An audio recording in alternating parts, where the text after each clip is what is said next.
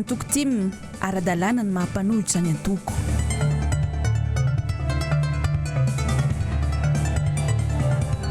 Fetim-pirenena frantsay nanotrona ny fanasana ny filohan'ny antoko tiky Madagasikara.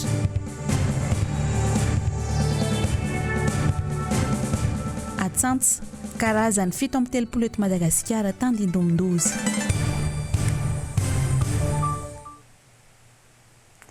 Tomboko laisy tomboko vavy ankafaliana indray no itsidianay ny tokantrano amin'izao matonaly izao tonga soa ato amin'ny vaovao ny MBS eto amin'ny fahitalavitra. Manasanao ampanajanga ny tenako anaraka izany vaovao izany hatramin'ny farany. Mahakasiky ny raharaha politika izay efa hitantsika tagnatin'ny lohatenim-baovao teo dia ara-dalàna ny maha antoko mpanohitra ny antoko tiako Madagasikara satria dia niany marandray teo no voaray ny taratasy mahara-dalàna izany toerany mahampanohitra ny antoko tiako Madagasikara izany. Ny sekretera jeneraly ny antoko mo Ramatoa Olga Ramalasson no tonga teny an-toerana anisany nandray an'izany. Hoarantsika ny andindiny izay araka ny fanazavana teo amin'ny fanadidina nataony Germaine Menjanahary sy Mathieu Princy. Voalaza zany sy voamarina araka ity récépissé numéro 013 MID bar SG bar DGAT bar DAT bar SLPAPT de déclaration d'opposition d'un parti politique en application de la loi numéro 2011-013 du 9 septembre 2011 portant statut de l'opposition et des partis d'opposition. Ity zany. Ika zany efa official mihitsy ma toko mpanohitra ny tiako Madagasikara. Ary androany zany mijery tao hoe izafy moa zany ny parti d'opposition na feno fepetra sy nametraka taratasy amin'ny fomba official toy izao ary ny takiny lalàna dia ny tiako Madagasikara irery zany aloha hatramin'izao no nametraka izany taratasy amin'ny fomba official zany. Voalaza ao anatin'ny lalàna io manko fa isaky ny vita ny fifidianana solombavam-bahoaka dia afaka ny antoko mpanohitra zany mametraka ny taratasy sy manambara ny maha antoko mpanohitra azy. Noho izany zany takinay tiako Madagasikara ny ampiarana ity lalàna ity izay tamin'ny 2011 fotoana ny tondrany ny mpitondra amin'izao fotoana zany ary zareo no nametraka an'ity dia tokony tsy misy atao hoe zavatra kianina tsony amin'izany mantoko mpanohitra zany feno ny fepetra apetraka ny filohan'ny antoko mpanohitra eo anivon'ny antemera-pirenena ary mizaka ny zoany atao hoe ny solombavam-bahoaka izy amin'izany araky ny lalàna ihany zay zavatra zay zany ka dia faly zany zahay milaza ny vahoaka malagasy rehetra fa andray ny andraikiny amin'ny mahatoko mpanohitra azy ny tiako Madagasikara ary indrindrindrindra tsy handiso fanantenana ny vahoaka ny amin'izany fa andraikitra atao hoe feno tsy mitondra ny firenena makany lalana tsizy fa tena mahitsy sy hampandroso ny firenena zay lay atao hoe sotoavina demokratika ary ilaina ny misy ny mpitondra misy mpanohitra misy amin'izay fotoana zay ny balizy raha zay ny mitondrantsika azy ho lasa zany atao hoe équilibre de pouvoir ny fisian'ny tiako Madagasikara antoko mpanohitra efa jery mihitsy zay teo anivon'ny ministère ny intérieur satria tsika manara-dalàna ao dia hoe hizavy ary zany ny parti d'opposition na groupe de parti efa se constituer nanaraka ny lalàna ary nanao déclaration officielle publique ary déposé ny zay fanambarana zay ao anivon'ny ministère ny intérieur fa androany zay teo anivon'ny ministère ny intérieur mbola tsy nisy afa-tsy ny tiako Madagasikara irery. Izay no andraisanay tiako Madagasikara andraikitra zany amin'izay hoe matoko mpanohitra zay ary tena hoe jouer un rôle zany matoko mpanohitra. Fa eo amin'izay resaka politika izay hatrany dia namory ny olom-pirenena ihany koa tetsy amin'ny Carleton Anosy ny mpikambana eo anivony hetsika ho an'ny olom-pirenena tamin'ny maraindray teo. Tanjona ny fampahafantarana ireo fandakan-dalàna izay nisy eo nandritra ny fifidianana solombavambahoaka farany iny. Takin'ny collectif des candidats ihany koa moa ny hanovana ny mpikambana eo anivony seni na ny vamiera mahaleo-tena misahana ny fifidianana. Teny an-toerana ary mitatitra izay vaovao izay Germaine Omenjanahary eo amin'ny sariny Mathieu Prancy. Mbola fitsarana avy momba ny lalam-pandrenana ve ny HCC sy ny mpikambana ao aminy manoloana ireo tsy fanaran-dalàna izay niseho nandritra ny fifidianana ho solombavambahoaka teo iny. Efa nanomboka tamin'ny fifidianana ho filoham-pirenena ny tsy fanaran-dalàna teto amintsika ary nahariary ny kandida ny antoko avy amin'ny mpitondra ankehitriny izany nandritra ny fifidianana ho solombavambahoaka iny. Ny arahana hita rahateo ny fanitsakitsahana lalam-pandrenana izay nataon'ny filoham-pirenena izay nanao fampelezan-kevitra ny kandida IRD nandritra ny fampelezan-kevitra ho solombavambahoaka izay voarara mazava tsara ao anatin'ny lalam-pandrenana. Nambarany avy eo anivony ny collectif des candidats tetsy amin'ny Hôtel Carleton nandritra ny fanazavana momba ny osoka sy ny alatra fa tsy ekena ny fanitsakitsahana lalam-pandrenana izay miseho eto Madagasikara io. Ny vily ary nalevi ny sasany tamin'ny fifidianana solombavambahoaka teo iny ny demokrasia teto Madagasikara tompolazy tompivavy ka tsy maintsy fongolontsika, tsy maintsy esorintsika ao anaty lavaka miaraka ka akarintsika ometsika lanja izany demokrasia izany eto amin'ny firenentsika. Tsy azo ekena hiverina eto amin'ny firenentsika ny halabato sy ny osoka mamoa fady nisy tamin'ny fifidianana iny.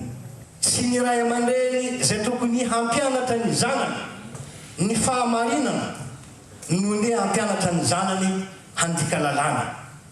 Zavatra nisy teto amin'ny firenentsika izany ny filoham-pirenena izay modely ny lalam-panorenana. Ray aman-dreny hanaja lalam-panorenana no nitsakitsaka ny lalam-panorenana mijery ny pahalalàna, mijery ny rehetra.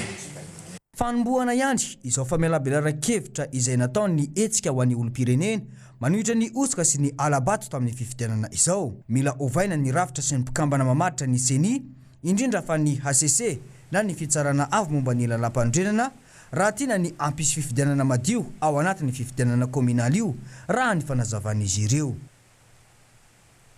Fa nanao fanamariana manoloana ny raharaha politika izay misy eto Madagasikara amin'izao ny ambasador'ny Frantsa izay miasa sy monina eto Madagasikara nandritra ny kabary izay nataony tao anatin'ny fanamariana ny fa-4 ny volana Jolay nomaly izay fetim-pirenena frantsay. Anisany voasa tany amin'ity lanonana ho an'ny fetim-pirenena frantsay ity ihany koa moa ny filoha nasionaly ny antoko tiako Madagasikara sy ny bentanana Antananarivo renivohitra Andriamatoa Siramatoa Marika Ravalomanana sy Lalao Ravalomanana. Waratsika ny andindiny izay vaovao zay eo amin'ny sariny Manora Andriamalala. Nisongadina nandritra ny lahateny nataon'ny Ramatoa Véronique Voulahan-Eny masovony Frantsa eto Madagasikara fa ilaina eo amin'ny fampandrosoana ny firenena ny fisian'ny antoko mpanohitra mijoro ara-dalàna. Mbola mila amafisina ihany koa ny ady amin'ny kolikoly sy ny tsy fiandanian'ny fitsarana ary indrindra ny fanomezana IST izay tokony ialana manomboka eto na ny tsy fahazon-dalana mivoaka any ivelany raha toa tsy misy antony mazava araka ny lalàna anaovana an'izany. Mbola betsaka ho hatrany ity masovony Frantsa miasa eto Madagasikara ity ny trangana valifaty politika misy eo tato ato izay ka tokony ialany ny fitondrana malagasy manomboka izao. Il vous revient de consolider la démocratie, toujours fragile, de faciliter la création d'une opposition active, constructive, sur la base des textes constitutionnels. Vous devez aussi tout faire pour que la corruption diminue, pour que la justice remplisse son rôle, cesse de léser, de déposséder, d'interdire de sortie de territoire sans base juridique valable, de couvrir des règlements de compte comme c'est encore trop souvent le cas. Sans cela, les investisseurs privés que le président de la République souhaite attirer à Madagascar ne viendront pas et ne prendront pas ce risque. Anisany nahazo fanasana tany amin'ny lanonana fanamariana ny fetim-pirenena frantsay ny ben'ny tanàna n'Antananarivo renivohitra Ramatoa Laura Valomanana sy ny filoha teo aloha Marc Ravalomanana izay sady filoha nasionaly ny antoko-tiako Madagasikara ihany koa. Raha tsy ahivona foy dia niainga tamin'ny vanim-potoana roa samihafa nitranga teo amin'ny tantaran'i La Frantsa ny daty ny 14 Jolay izay fetim-pirenena io. Nitranga ara-tantara voalohany dia ny taona 720 sy 710 izay nahazon'ny Parisianina nitokona tamin'izany fotoana ny fonjan'ny La Bastille. Ary ny taona 70 sy 710 kosa no nanamariana ny fête de la Fédération na ny fête-ny Fédération na tany Frantsa. Ireo tranga roa ireo izay samy nisy ny daty ny 14 ny volana Jolay avokoa. Tahaka ny fanao isan-taona, nisy ny lanonana tsotsotra nanamariana ny daty ny 14 ny volana Jolay, fetim-pirenena frantsay izay natao tetsy amin'ny foiben'ny masovo frantsay teny Ivandry ny alahady teo. Daty manan-tantara ho an'ny teratany frantsay moa eto Madagasikara sy maneran-tany. Manamafy ihany koa anefa fa misy ny fiarah-miasa eo amin'ny firenena roa tonta dia i Madagasikara sy La Frantsa efa antaonany maro izay. Izay ny momba niny fa lafim-baovao hafa kosa indray dia ny tsaiky madinika latsaka ny 5 taona no tena lasibatry ny tarazony tsy fanjarian-tsakafo araka ny fanadihadiagna izay nisy ary ny any amin'ny faritra Vakinakaratra iny no tena ahitana izany maro indrindra. Tsaiky miisa 270 amin'ireo zato izay misy moa no tratra ny tara fitomboagna vokatry io tsy fanjarian-tsakafo io. Nagnano fanadihadiana manodidina izay indrindra Edena Elia hoaratsika izany. Sehatra maro eto Madagasikara amin'izao no marefy eo amin'ny fahaveloman'ny zaza sy ny ankizy. Raha ny tatitra farany avoaka ny mix izay nanao fanadihadiana manokana momba ny fiainan-tokantrano. Ny sehatra fahasalamana no ahitana faharefona indrindra. Raha toka miisa 10 ireo zaza teraka, velona soamantsara, ny 120 amin'ireo no maty mandritra ny iray volana aterahany iny. Ny 420 kosa maty mialoha ny tsingeritaona nahaterahany voalohany, ary ny 520 maty mialoha ny faha5 taonany. Eo amin'ny sehatra ny fampianarana indray dia vao marina fa ankizy iray amin'ny 5 mandidina ny 1 taona hatramin'ny 10 taona sy ankizy iray amin'ny 3 mandidina ny 12 taona hatramin'ny 14 taona dia mijanona tsy mianatra avokoa. Ankoatra izay anefa ankizy iray amin'ny 2 mandidina ny 5 hatramin'ny 17 taona dia efa hita fa misehatra sady eo amin'ny tontolon'ny asa. Eo amin'ny fanjarian-tsakafo kosa indray, ankizy miisa 270 amin'ireo ankizy zato latsaky ny 5 taona no tratra ny fahataran'ny fitombona ka lasa tsy mifanaraka amin'ny taonany intsondy, ny habeany sy ny halavany. Mitana larana voalohany amin'ity fahataran'ny fitombona ankizy ity ny faritra Vakinakaratra iny raha ny tatitra navoaka ny Miksatrana izay manana ta 100,000. Ho an'ny faritra Moronmani sy Matsiatra Ambony kosa no manaraka azy eo izay manana ta 5,100 sy 4,100. Ny faritra Bonglava 2,100 ary ny faritra Nalamanga kosa 2,100. Ny fitarazon'ny tsy fanjarian-tsakafo no isan'ny mahatonga ity fahataran'ny fitombona ity. Eo amin'izay tsy fanjarian-tsakafo mitarazoka izay ihany anefa dia mbola mitana larana voalohany atranty ireo faritra roa voalaza teo ireo dia ny faritra Vakinakaratra sy Matsiatra Ambony izay manana ta 5,200 raha toka 2,300 ny an'ny faritra Moronmani sy Itasy. Tanjona moa amin'izao ny ampianana ireo ta ireo ho 3,100 raha toka 7,100 izany tamin'ny taona 2012 sy 2012. Tsara ny manamarika fa mbola faritra efatra any Atsimo Nosy no anaovan'ny mixa fanadihadiana tamin'ny taona 2012. Fiara-miasa amin'ny banky iraisam-pirenena hatramin'ny taona 2012 ity tetikasa ity ary zaza latsaky ny 5 taona mahery ny iray tapitrisa no isitraka any tetikasa ao anatin'ireo fokontany miisa 2,0 sy 709 manerana ny Madagasikara. fa ny tranga nisy eo tamin'ny farany herinandro teo dia nisy teo amin'ny trano roapolo tafo teo indray, trano fivarotana no mainy motro tanteraka teny amin'ny tsenany Andravoahangy iny. Manoloana izay dia tsy nitazapotsiny ny ben'ny tanàna Ramatoa Laura Valomanana fa nizaha sy nanolotra fanampiana ihany koa ho an'ireo trabona ireo. Hoarantsika izay tato-baovao izay eo amin'ny fanadihadiany Noro Fitiavana, rindratsary ny Erzora Joanarvony.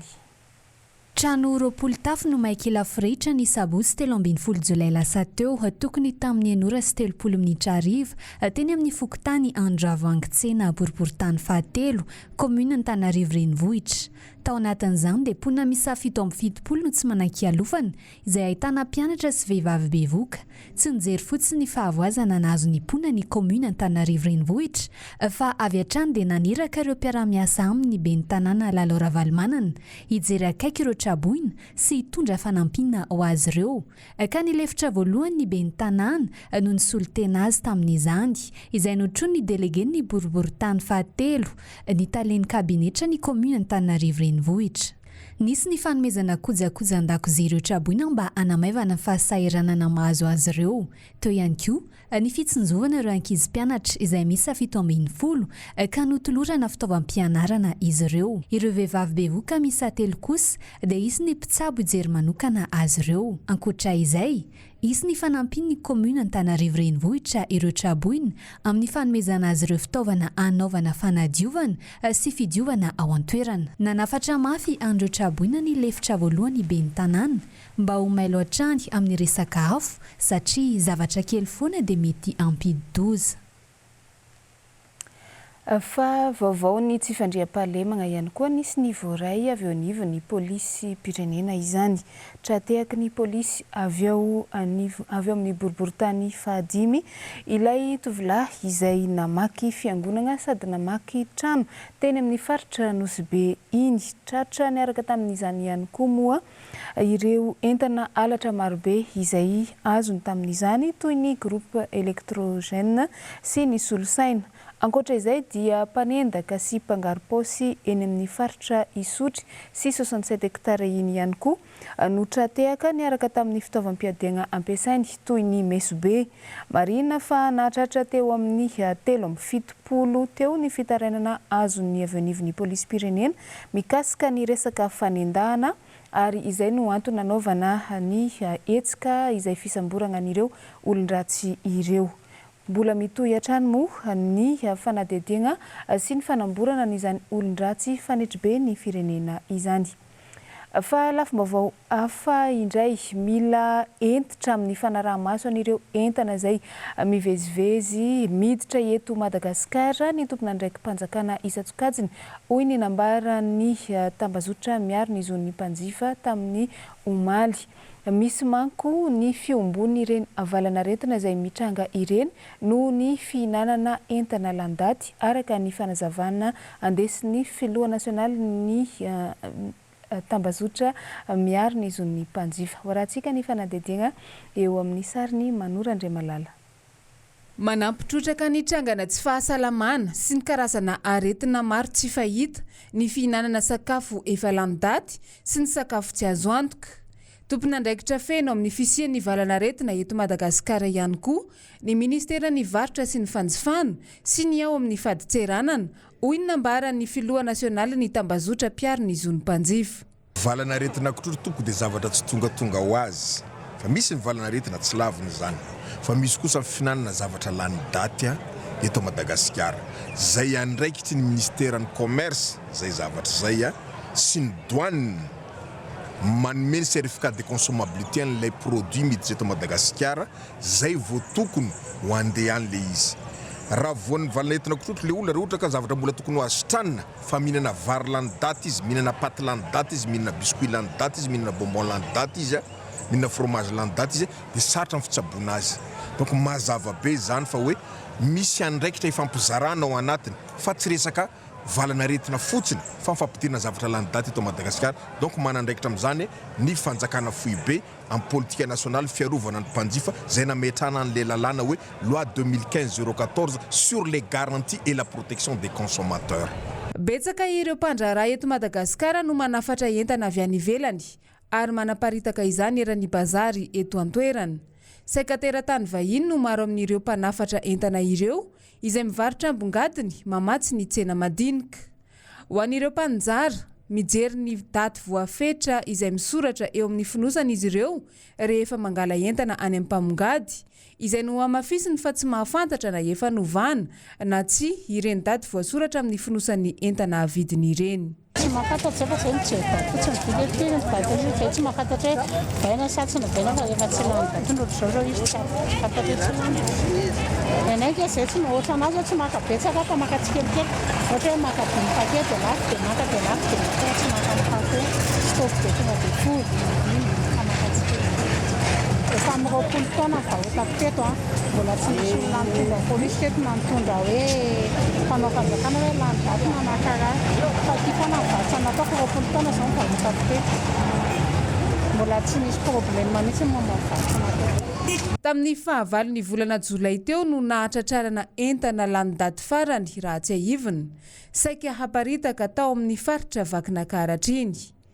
Saika isan-taona dia misy hatrany izany indrindra rehefa marikitra fety.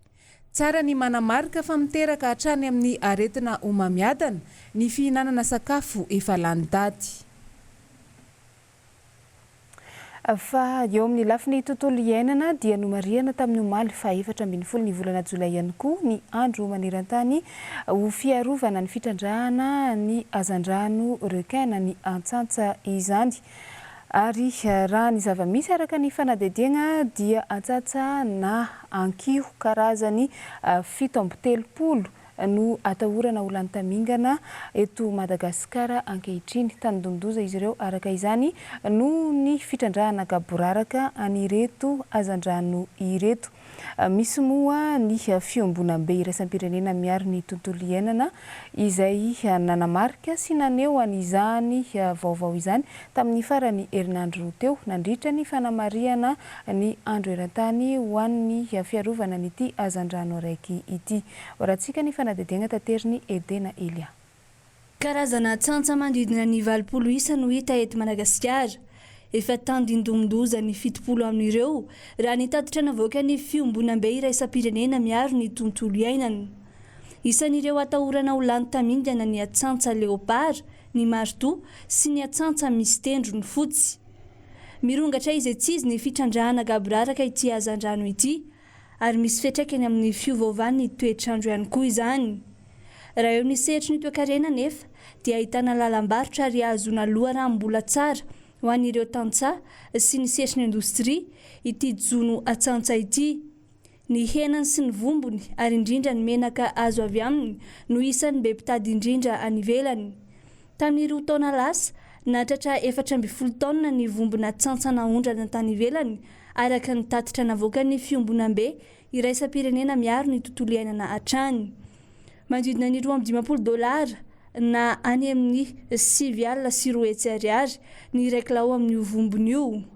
Ao anatin'ny 2 volana monja dia efa mahazo 2 hetsy hatramin'ny 2 tapitrisa ariary ny tatsaha-panjono iray. Noho ny fitrandrahana be loatra izay tsy manaraka ny fenitra intsony anefa dia nahitana fienany io hazandrano io nanomboka ny taona 2012. Nanomboka teo dia niovaova ny toetrandro satria simba ny finanan'ireo hazandrano ireo ka nisy fetraikany goavana na eo amin'ny fiarovana ny sisin-dranomasina aza. Nankalazaina ny 12 Jolay teo teto amintsika ity andro ho fanentanana momba ny atsantsa ity raha toka ny 14 Jolay no andro tena izy anamariana izany. Tanjona atao anatin'izao fanamariana izao moa ny anomezan-danja indray ity hazan-dranomasina ity ary isy ny fepetra manokana ho raisina hiarovana sy hitantanana azy maharitra. Maro mankafy moa ny henany ankio no izy tsy misy taola na izany na tsy izany efa iaraha mahafantatra fa tandindomindoza no ny mety ho lany tamingana ireny biby an-dranomasina ireny. Fa lafim-baovao hafa mahakasika ny resaka finoana dia tanterahana amin'ity volana ity ny sinoda ho an'ny fiangonana anglikana, zava-dehibe ho an'ny fiangonana fa indrindra ihany koa ho an'ny mpino anglikana moa izany synôda izany satria fotoana ahafahana manamafy ny fitoriana sy fanapariana ny filazantsara fa indrindra manamafy ihany koa an'izany finoana izany ho an'ireo mpino. Vahiny mahery ny 700 no andrasana amin'izao synôda izao. Nagnano fanadinina makasika izay Noro Fitiavana sy Tahiry Nianara Narinirina. Sehatra iray ahafana miroso makany amin'ny tombotsoa iombonan'ny mpino kristiana ny synôda, izany hoe natao ampivoarana ny fiangonana eo amin'ny lafiny maro, tsy eo amin'ny lafiny finoana ihany fa eo amin'ny lafiny kolontsaina sy ny mahaolona. Ho an'ny fiangonana anglikana manokana, ankalazaina saky ny 5 taona ny synôda lehibe, ka ireo mpitondra fivavahana ny laika eo anivon'ny fiangonana no anisany mandray anjara betsaka ny amin'izany, izay tarihin'ny évêque. Fiaraha mamindra, fiaraha mandeha, fiaraha mizotra makany amin'ny tanjona iombonana anankiray fampandrosoana sy fiaraha mientana arak'izay fitarihana fanahy masin'Andriamanitra izay mantsy vanim-potoana lehibe mindanjo ao anatin'ny synôda anankiray. Ny fiainona ny feon'Andriamanitra indray izay mitarika ny fiangonana ahafahana mamaritra ny hoe lalak'izorana mandritra ny 5 taona ho avy na izay voafaritry ny synôda ao anatin'izany. Ny mazava-dehibe ny synôda ihany koa dia sehatra mpanapa-kevitra ny synôda. Eo no manapa-kevitra ny solitenan'ny paroasy, ny fiangonana, ny paroasy, ny distrika sy ny rafitra rehetra atao anatin'ny eklézia eto anivon'ny diosesy, miaraka manambara, miaraka maneho ny hoe izao zany ny safidy vaovao indray mety mampandroso ny fiainan'ny fiangonana. Mba ahafana manatratra izay tombotsoa iombonan'ny mpino izay dia ny fampandrosoana ny fiangonana anglikana ny faran'ny volana jolay izao hatramin'ny fiatombon'ny volana aogositra no ankalaza indray ny synôda fa 520 ny fiangonana anglikana any lazaina. Diosesy n'Antananarivo dia natanteraka ny synôda fa 520 tanterahana eny amin'ny filay avoambony manomboka ny 3 jolay ka hatramin'ny 4 aogositra ho avy zao. Fivorian-dehibe sady faratampony indrindra eo anivon'ny diosesy zany synôda zany ary atao isaky ny 5 taona ka amin'ity taona ity zany dia synôda fa 520 no atrehina ary anasana n'ireo solitena maro samihafa eo anivon'ny diosesy zany hatrany amin'ny fiangonana ny ambanivohitra lavitra indrindra any misy solitena manatrika izany synôda zany. Amin'ny ankapobeny zany hatrany amin'ny olona 300 no anatrika ny fivoriam-ben'ny synôda fa 520 eo. Efa nisy moa ny dingana vita hiatrehana ny synôda lehibe. Izany dia efa milona ambavaka avokoa ny kristianina rehetra amin'ny sonam-bavaka izao synôda fa 520 izao. Ihany koa moa ny dan'izany fanentanana kristianina andray anjara amin'izay fanomezany azony atao na ara-boly zany na ara-pitaovana eto manatanteraka izany synôda fa 520 izany. Tsara ny mampafantatra fa mirafitra diocésienne rafitra provincial ny fiangonana episkopaly malagasy ka i Maurice sy Seychelles no iray rafitra amin'ny Madagasikara ao anatin'izany. Iny vaovaon'ny finoana iny ihany koa tompoko lesy tompoko vavy nandesintsika namarana ny vaovao tamin'izao matinaly izao mankasitraka anao nanaraka izany hatramin'ny farany mametraka ny veloma mandrapitafa ao amintsika jiaby koa ny tenako amin'ny manaraka indray. Samy tsara tompoko lesy tompoko vavy.